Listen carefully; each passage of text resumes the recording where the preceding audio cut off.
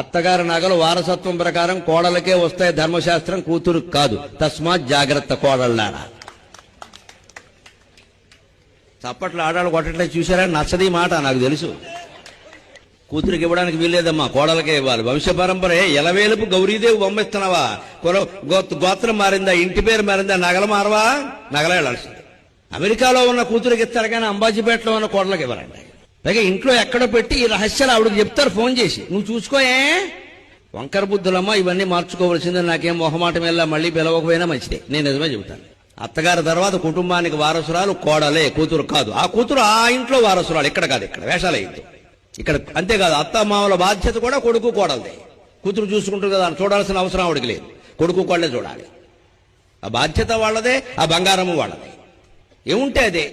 బలవంతంగా సంపాదించకల, అప్పులు చేసే ఒక్కల. వారసులు లెక్క. అత్తకైనా హక్కు ఉందో కోడలకైనా ఉంటాయి. కోడలకు కొన్ని బాధ్యతలు ఉన్నాయి, అత్తగా